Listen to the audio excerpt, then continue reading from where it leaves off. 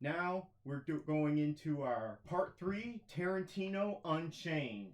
We saw Jackie Brown from 1997, which means I watched 2 really long movies yesterday. Oppenheimer and then this one. Yeah, it was long. It was late by the time I got to bed. So Yeah. you've never seen this before. This was only Nope. my second viewing. I saw it once when it first came out on home video, Right. and I think we rented it from Blockbuster, and I was not impressed. Now, probably a lot had to do with my age, because the age I was when this came out, I was a teenager. When I saw this, I'm like, no, this is not. I didn't even understand a bunch of things that were happening, and it was too boring for me, and that was my impression. However, this was a better viewing. However, you go ahead and tell us your views on Yeah, I hadn't Jackie seen it Brown. before. I didn't know who Jackie Brown was. Now I do. Pam Grier. Yeah. Anyway, she's fabulous in it. The acting is really good in it. It is a good movie. I think though, we can spoil this, right? Compared to the other offerings, it's not as, I don't really know why. It's just missing a bit of a spark though. Yeah, it's still really interesting. There's quite a few dull spots in it. It's missing something. It is very interesting. Yeah. And there's a lot of good dialogue in it. Still excellent. It's this still is a one really of the good movie. rare movies that we see Sam Jackson playing a straight up villain. He's really good in it. Now, I'm going to tell you right now. Everybody's really good this movie's over. It's 2 hours, 35 minutes. It currently has a 87% certified fresh on Rotten Tomatoes. I don't think it's going to change much. And an 85% audience score. So generally people enjoy it.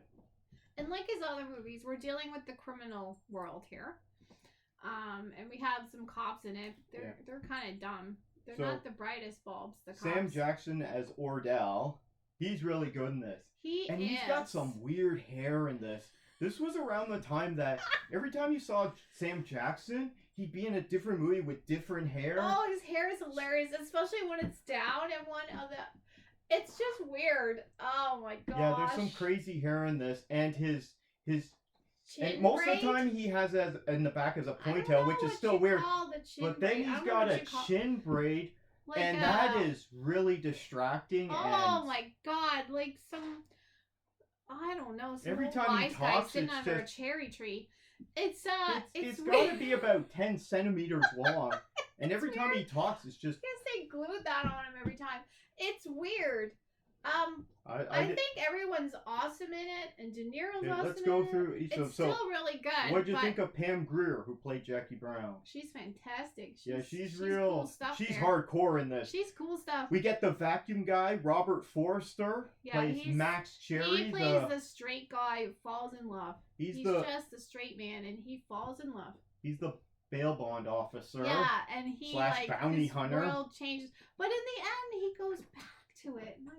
I don't know, but maybe he doesn't. Hold on, we'll get to the ending, okay?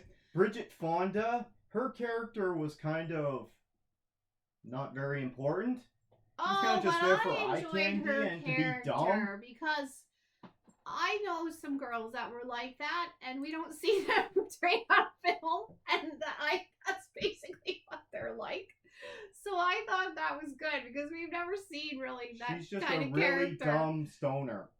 That's what she is. Well, I don't know if she's that dumb. She's a stoner and she has no ambition other to do some surfing. Michael Keaton and goof off. And Michael Bowen both play dumb jerk cops. Especially Michael Keaton. He's all kind of he's got a lot of energy and he's bopping a lot. They're not very smart. And the first time we see him when they're interrogating Jackie Brown, Michael Bowen, who plays Mark, is playing the bad cop, and Michael Keaton, who's Ray, is clearly the good cop. They're doing this. They don't even say it, but you can tell that they're doing the good cop, bad cop routine. Robert De Niro, I forgot he was in this. I thought it was Harvey Keitel, but he's in it. He's just kind of like a dumb. He's a really dumb criminal who just gets out of jail. He's really good at his acting. Man. But it surprised me that time when, obviously we're in spoilers, but there's a time when he just, Bridget Fonda is bothering the crap out of him. He just pulls out a gun and shoots her twice. He's like, shut up.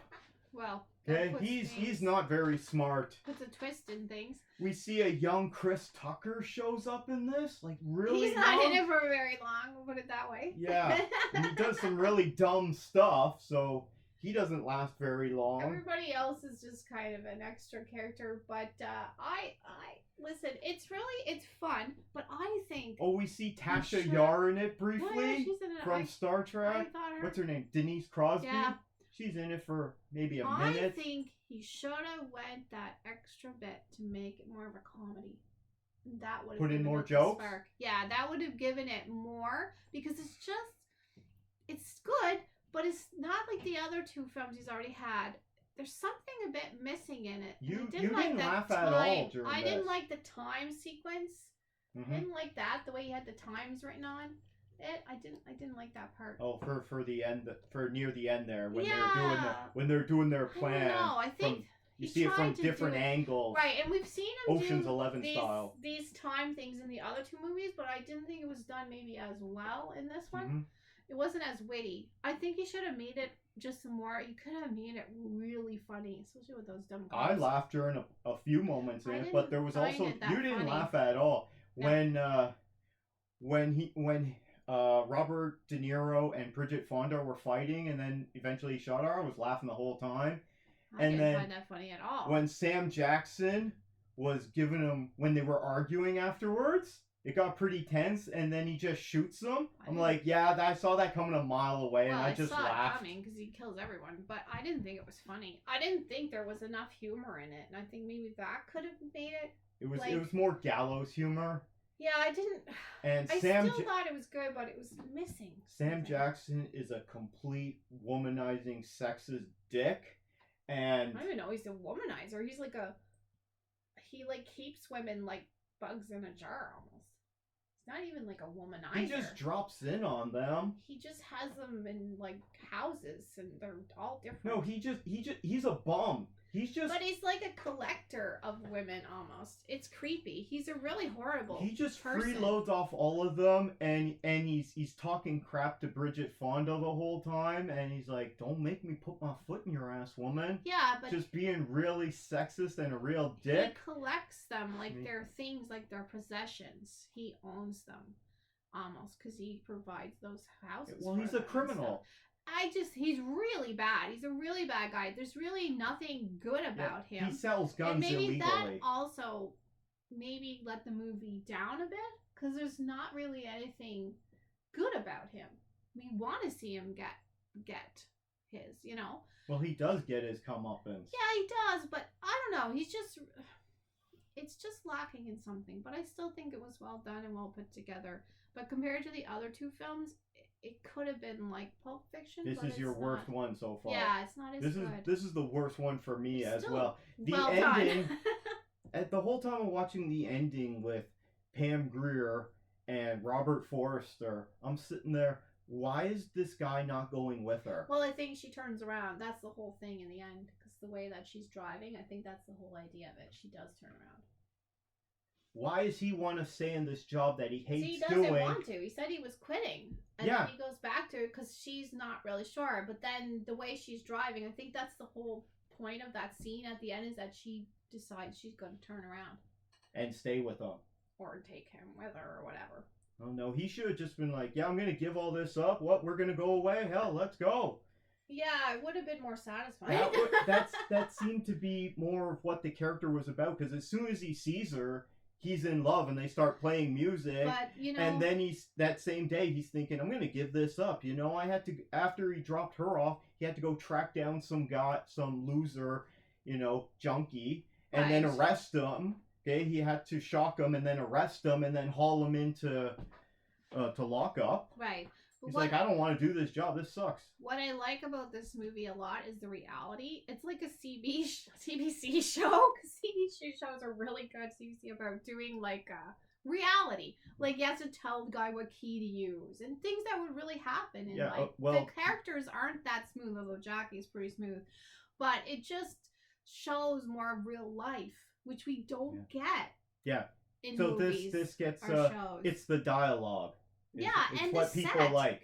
And the set, and just the way like they screw up something and they have to do it again, just like real life would be, which is what's missing in a lot of film, and it drives me a bit nuts. The realism. Yes. Realism in the dialogue. Now, when we say the dialogue, yeah, I agree. The dialogue is really good. However, there's a lot of, swearing. There's a lot of racial slurs. There's a lot of There's N-word, a lot of sexism. But at least... And, whether we like it or not, that's how a lot of people talk. At least this time, it's only Sam Jackson saying the N-word. Nobody else says it. So at least there's that. But because this is set in 95. That's when the N-word was like, everyone seemed to be saying it. It seemed like. Well, this was set when this movie was released. This was set in the modern time. Yeah. It was set in 95. It came out in 97. And yeah, there's definitely people that talk that way at that time, and there still are. Okay. Yeah. I don't talk that way. No. But also, all these people are all criminals, and they're except for the cops, right? But the rest of them are all criminals and degenerates. You got the dumb pot-smoking loser who just freeloads off him. Bondsman's not a criminal. Sam Jackson is, but he works an honest job and he hates it. And it sucks, right? So he may be middle class, he's but old now. He says he's been doing it for 19 years. He's 56. He was doing something before that. That sounds like a terrible job. I wouldn't want to do that. It sounds like it pays the bills, but still, you gotta eat and live in LA. Anyway, it's still really well done. This is my least favorite of the Tarantino movies so far. Yeah. I got Pulp Fiction is number 1, then Reservoir Dogs, then Jackie Brown. And I think you're the same as me. Yeah. But I still give it kudos. But I think it could have been really good. Just a little bit of tweaking. Surprise. Really Before good. We watched this, I watched the trailer. And I remembered seeing that trailer. I'm like, yeah. Oh, really? And it's the trailer with the voice, What do a convict, an ex-con, a stoner blonde, and this flight attendant all have in common? And it's that guy with that deep voice, because he used to do all the trailers until he died.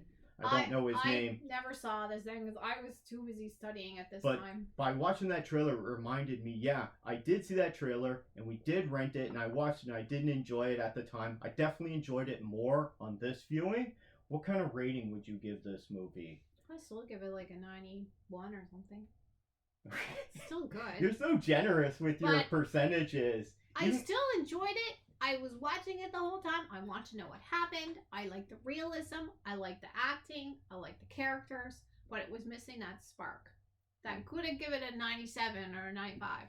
I didn't appreciate this before, and if you had asked me before I'd rewatch this, I would have given it a worst movie ever. But I'll give this movie this rating a best movie ever for this movie.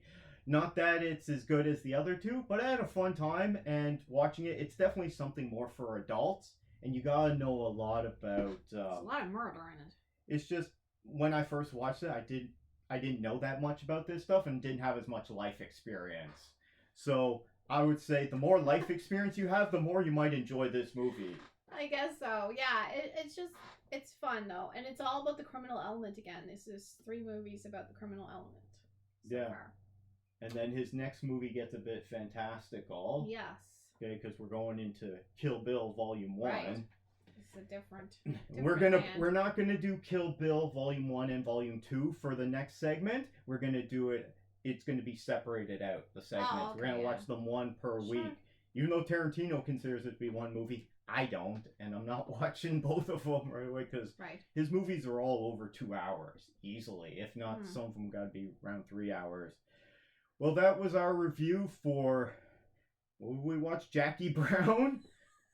I'm getting tired. It's too hot. Yeah. We're in a heat wave here.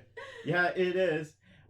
Thank you for watching our video. We appreciate it. Fluffy Kitty appreciates it. She's too hot, too. So thank you for watching. Thanks to anyone who gives us a thumbs up. And the Fonz appreciates it as well. You can always subscribe for more content. And that was another segment of Tarantino Unchained. Tarantino's 10.